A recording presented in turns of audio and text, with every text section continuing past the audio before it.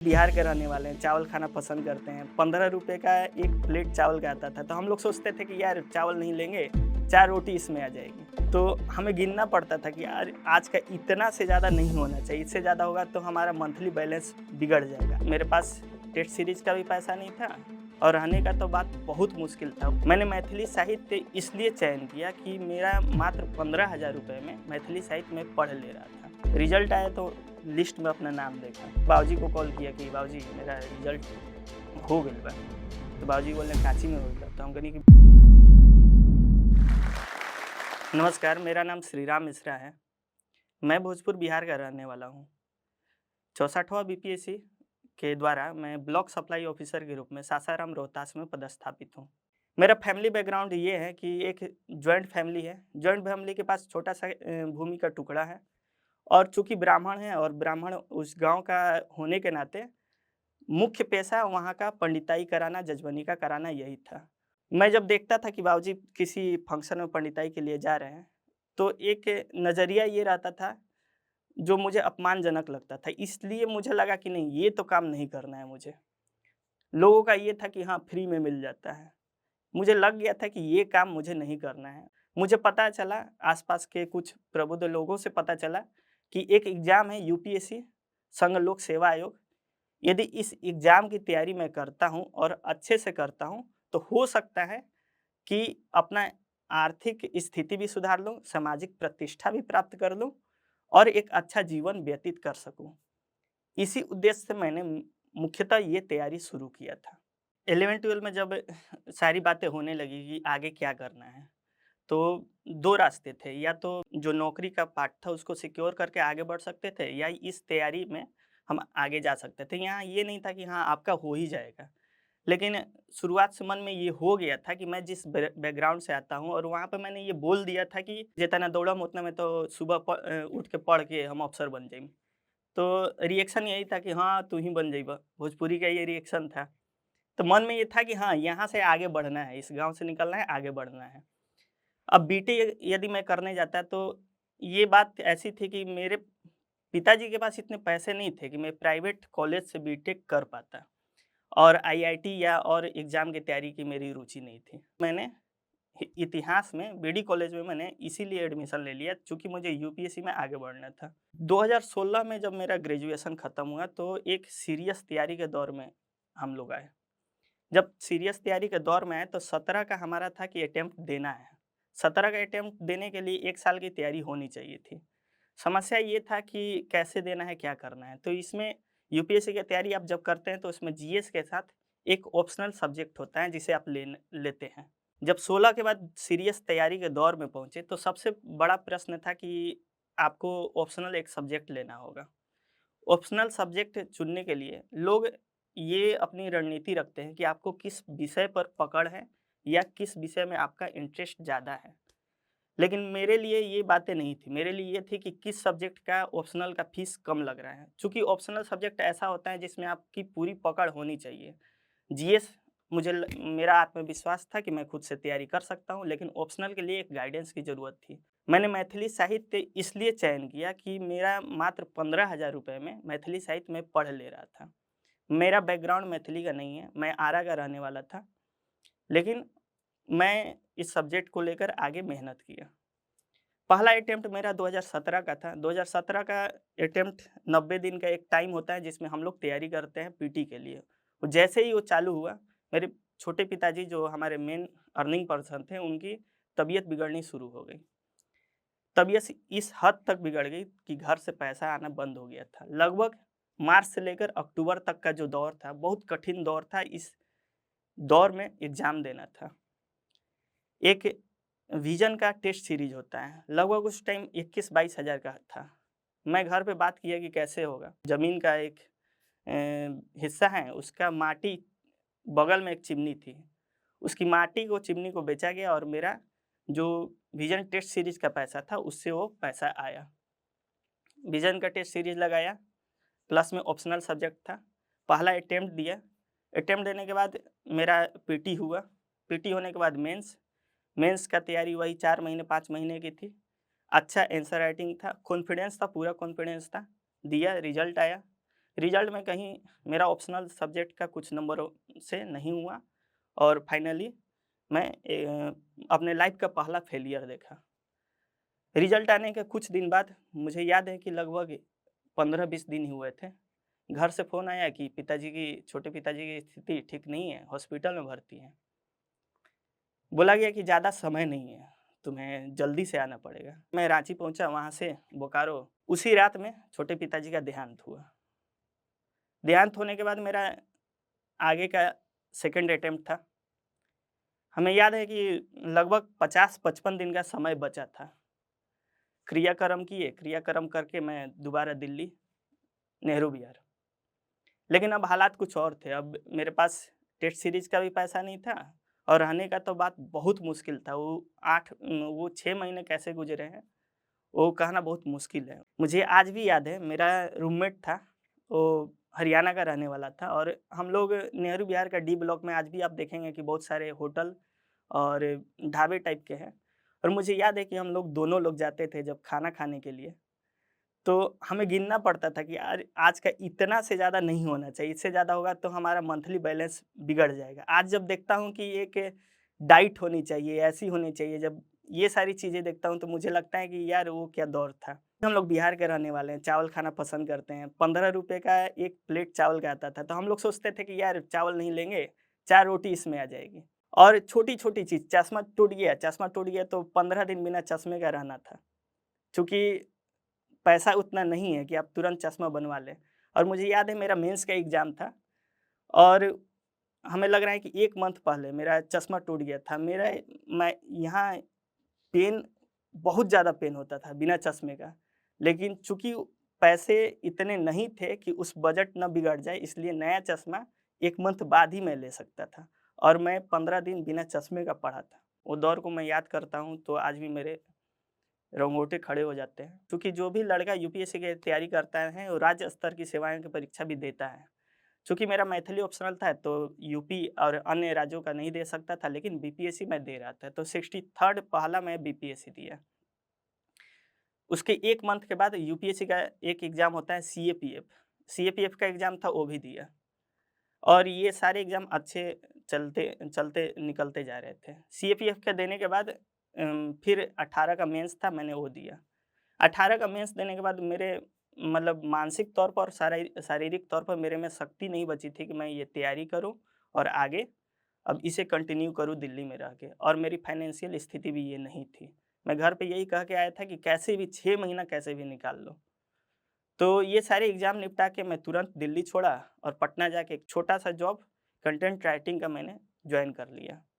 उससे मेरा ये था कि मेरा रूम का खर्चा और पढ़ाई का खर्चा निकल जा रहा था और उसी के साथ मैं अपना अगला तैयारी स्टार्ट किया। इसी दरमियान एक-एक करके रिज़ल्ट आते गए, 63rd भी नहीं हुआ। मेंस में मैथिली के कारण अगेन मैं फेल हो गया। जिसमें मैं सेलेक्ट हुआ हूँ, इसका एग्ज़ाम था 64th। मैं ये देने जा रहा था, मन में बहुत सारा ख़्याल आ रहा था। जब आप लगातार पीटी निकालते हैं, अन्य एग्ज़ाम निकालते हैं, तो जो एक कोचिंग संस्था है उनके बीच या अपने स्टूडेंट हैं उनके बीच एक आपका माहौल तैयार हो जाता है कि हाँ, ये लड़का सीरियस है, ये कुछ करेगा। लेकिन जब धीरे-धीरे आपका रिज़ल्ट नहीं आता है, तो ये लगने लगता है कि हाँ, ये अब ऐसे ही है, तैयारी करने वाले तो बहुत हैं। और गाँव में भी जब मैं गाँव जाता था तो लोग पूछते थे कि बाबा क्या करतनी? तो बोलता है, यदि मैं बोल दिया कि तैयारी करता हूँ, तो तैयारी तो सब कोई करता है, स्पेशल क्या करतनी? उसी दरमियान सरस्वती पूजा में हमको याद है कि एक नाटक होता था, हमारे यहाँ सरस्वती पूजा में नाटक होता है, उस नाटक में ये दिखाया गया था कि जो लड़का है, वो बाहर रह के दिल्ली पढ़ता है और उसके जो पिताजी हैं, यहाँ संघर्ष करके पैसा जुटा रहे हैं और लड़का मतलब दिल्ली में हवाबाजी कर रहा है, पैसे उड़ा रहा है, उसके पिताजी यहाँ पे बहुत कष्ट और दुःख से पैसे जुटा रहे हैं। तो मुझे लगा कि ये मतलब लिटरली कहीं न कहीं लोगों के आस-पास के लोगों के मन में यही है कि इसी टाइप का मेरा तैयारी भी चल रहा है और मेरे पिताजी यहाँ संघर्ष कर रहे हैं। और मैं मतलब उस दौर को याद करता हूँ तो मुझे लगता है कि आस-पास गाँव के लोगों में शायद मेरी आर्थिक स्थिति ऐसी थी कि लोग ये देख पा रहे थे कि सही में ये स्थिति बहुत खराब है। लेकिन वहाँ से निकलना था। 64th का जब मैं मेंस देने जा रहा था, तो मुझे याद है कि मैं घर पे बोला कि अब जा रहा हूँ, अब लौट के आऊँगा रिज़ल्ट के साथ ही। तो मेंस का एग्ज़ाम तैयारी जितनी थी, पहले का अनुभव था, उसके साथ जाकर दिया। कॉन्फिडेंस था कि हाँ, शायद हो जाए, लेकिन पहले के इतने सारे फेलियर था कि वो कॉन्फिडेंस नहीं आ पा रहा था कि होगा नहीं होगा। तो अक्टूबर 2020 में जिसका रिजल्ट आया था और पहला मेरा इंटरव्यू था। उस दौरान भी मेरे पास से जो कोचिंग का इंटरव्यू हम लोग मॉक इंटरव्यू देने जाते हैं, तो यही प्रश्न था कि आपने मैथिली ऑप्शनल क्यों लिया? मेरे पास इसका कोई जवाब नहीं होता था कि मैंने क्यों लिया। इंटरव्यू में भी मेरा लगभग अधिकांश पार्ट यही गया कि आपने मैथिली ऑप्शनल क्यों लिया। और जब इंटरव्यू मेरा हुआ, रिजल्ट आया तो लिस्ट में अपना नाम देखा। लिस्ट में नाम देखा, बाबूजी को कॉल किया कि बाबूजी मेरा रिजल्ट हो गइल बा। तो बाबूजी बोले काची में होइल? तो हम कहनी कि बीपीएससी करके एक एग्जाम होला ओही में होइल ह। तो कहलन कि काहे यूपीएससी तहर ना होइल का? तो मैं कि बाबूजी वो भी देम हो जाई। मुझे आज भी उनकी बातें याद हैं, इतने कष्ट और इतने दुःख में भी उनका ये शब्द था कि तू द ना हम देख लेम, आगे द। ज़रूरत बा तो जॉइन कर ल, लेकिन छोड़ियो देबा तो कोई बात नइखे। ये चीज़ें मुझे हिम्मत देती हैं और ये चीज़ें ही मुझे इस मुकाम तक लेकर गई। ये असफलता का एक मानक होता है, लेकिन मैं जिस माहौल का था और जिस माहौल से निकल के वहाँ तक गया, वो मेरे लिए सफलता थी। लेकिन जब रिज़ल्ट आने के बाद पहली बार मुझे इस चीज़ का एहसास हुआ कि मैं कहाँ से और क्या करके आया हूँ। जब लगातार क्वेरी आने लगी कि आप कैसे किए? तो मेरे पास कोई कोचिंग का बैकग्राउंड नहीं था कि मैं कह सकता हूँ कि यहाँ कोचिंग लिया। पूछा कि आप ऑप्शनल क्यों लिए? तो मेरे पास ये कहने के लिए उनको मैं ये नहीं समझा सकता था कि मैंने ऑप्शनल क्यों लिया। तो मुझे इस चीज़ का एहसास हुआ कि मैं कहाँ से हूँ और कैसे आया हूँ और कहाँ तक पहुँचा हूँ। जब मेरा रिज़ल्ट आया, रिज़ल्ट के बाद बहुत सारी चीज़ें चेंज होने लगी। सामाजिक प्रतिष्ठा, आर्थिक स्थिति। आज मैं अपने गाँव का पहला सिविल सेवक हूँ। समाज से एक प्रतिष्ठा मिलती है। आज जब मैं गाँव जाता हूँ, तो वो प्रतिष्ठा लोगों के आँखों में दिखती है। आज मुझे लोग कहते हैं कि बाबा हमार ई काम करा दीना, ब्लॉक में ये चीज़ फँसल बा, ई करवा दीना। तो मुझे लगता है कि हाँ, मैं इस काबिल हूँ तभी लोग मुझे कह रहे हैं। कभी मैं उस बैकग्राउंड का था कि मैं अपना काम नहीं करा पाता था। और आर्थिक स्थिति में जो स्थिति थी कि मैं एक ऑप्शनल सब्जेक्ट अपने मन का नहीं ले पाया। जॉब होने के बाद मैं जब देखता हूँ खुद को, तो ये पाता हूँ कि आज मुझे याद है कि पहली बार ठंड का दिन था मेरा, अक्टूबर में मेरा जॉइनिंग हुआ था और दिसंबर-जनवरी का मौसम था। मैं घर पे अपनी माँ के लिए एक गीज़र लेके गया। मुझे याद है कि माँ के चेहरे पे खुशी क्या थी कि ठंड में चूँकि पानी से हाथ फट जाता है। तो ये छोटी चीज़, बहुत छोटा चीज़ था, लेकिन उनके लिए क्या खुशी का वो दिन था मुझे याद है। मेरी माँ ये नहीं जानती है कि मैं किस पद पे हूँ, किस रैंक में हूँ, उनको बस ये पता है कि हाँ, ये अच्छा एक नौकरी करता है। तो जब आप मेहनत करते हैं और धैर्य रखते हैं, तो मुझे लगता है कि ये चुनौतियाँ, ये परिस्थितियाँ कोई बहुत बड़ी बात नहीं है, आप भी आगे बढ़ सकते हैं। ये मेरी कहानी थी और मेरी कहानी से मैं यही कहना चाहता हूँ, खासकर बिहार के बच्चों को और वैसे बैकग्राउंड के बच्चों को जो गाँव से हैं, जहाँ आज भी सारी सुविधाएँ नहीं पहुँची हैं, कि जब आप मेहनत करते हैं, तो सिविल सेवा ही नहीं, अन्य किसी फ़ील्ड में आपको जब ये लग रहा है कि आप मेहनत करके आगे बढ़ सकते हैं, तो आप मेहनत करिए, धैर्य रखिए, असफलताएँ मिलेगी, बहुत सारी मिलेगी, लेकिन उस समय आपका मेहनत और आपका धैर्य ही आपका काम आएगा और आप किसी भी फ़ील्ड में, ना अपितु सिविल सेवा, किसी भी फ़ील्ड में आगे बढ़ सकते हैं। मैंने खुद एक कविता लिखी थी अपने संघर्ष के दिनों में, उसकी कुछ लाइनें हैं। नहीं, नहीं मैं दावानल हूँ, नहीं, नहीं मैं दावानल हूँ, मैं स्वयं अग्नि हूँ, मन के इस जंगल सहित खुद को खाक कर दूँगा। भस्म जो गिरी धरती पर लोकजन तुम खूब दबाना, तुम्हारी ही पदचाप से मैं उमड़-उमड़ मैं घुमड़-घुमड़ मैं फिर बे मेघ बन जाऊँगा। और जाओ जनार्दन उठा लो तुम अपने सर पर गोवर्धन को, ऋषि अगस्त्य नहीं सप्तमुनियों को बैठान लेना तुम हर कोने में। मैं राजहंस नहीं, मैं राजमेघ नहीं, मैं भूमिपुत्र हूँ, मैं फिर टूट के बरसूँगा और बूँद-बूँद की चोट से पर्वत धूल-धूल कर दूँगा। तुम मानो भले मुझे पराजित, पर मैं जय की मेरी शुरुआत यही है। धन्यवाद। हेलो एस्पिरेंट्स, हम में से बहुतों का सपना है आईएएस ऑफिसर बनना, लेकिन ये जर्नी बहुत महंगी है और इसलिए बहुत एस्पिरेंट्स ने जोश टॉक से रिक्वेस्ट किया कि क्या जोश टॉक्स एस्पिरेंट्स को हेल्प कर सकते हैं फाइनेंशियली उनकी इस जर्नी में। तो इसलिए जोश टॉक्स ने कांटेक्ट किया इंग्लिश मीडियम के लिए केएसजी आईएएस के खान सर को और हिंदी मीडियम के लिए संस्कृति आईएएस को। शायद खान सर और केएसजी आईएएस की इंट्रोडक्शन ही देने की जरूरत नहीं है, देश के सबसे जाने माने और रिस्पेक्टेड इंस्टीट्यूट्स में से है केएसजी। सृष्टि जैन देशमुख, शायद आपने नाम सुना हो, सर की ही स्टूडेंट रही हैं जिन्होंने 2018 में AIR 5 हासिल की। वहीं संस्कृति IAS के भी बहुत स्टूडेंट्स ने UPSC में टॉप रैंक्स प्राप्त की हैं। कुछ ही समय में उनके भी बहुत स्टूडेंट्स की टॉक्स रिलीज होने वाली हैं। तो जोश टॉक्स ने KSG IAS और संस्कृति IAS से बात की और उन्हें रिक्वेस्ट किया कि क्या वो जोश की फैमिली के लिए एक बहुत बड़ी स्कॉलरशिप दे सकते हैं। मुझे बहुत खुशी है हम सबके साथ ये बात शेयर करने की कि दोनों ही इंस्टीट्यूट्स मान गए।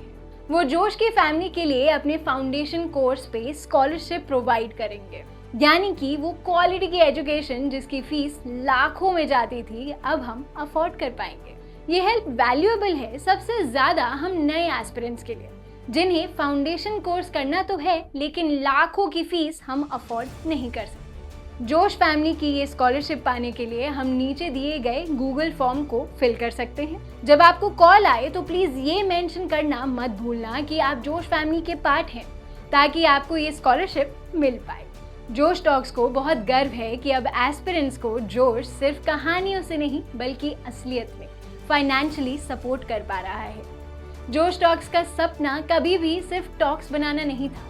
जोश का मानना है कि हम सब में एक काबिलियत है अपनी जिंदगी में कुछ बड़ा हासिल करने की, मगर जिंदगी की कुछ परिस्थितियां हमें अपने अंदर के टैलेंट को बाहर नहीं निकालने देती। लेकिन अब कम से कम हमारी फाइनेंशियल स्थिति हमें अपने IAS बनने के सपने से रोक नहीं सकती।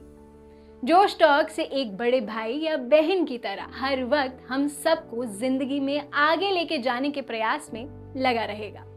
आप बस जाके अपना 100% दीजिए, एक भी दिन जाया ना होने दें, बाकी जोश संभाल लेगा। जय हिंद।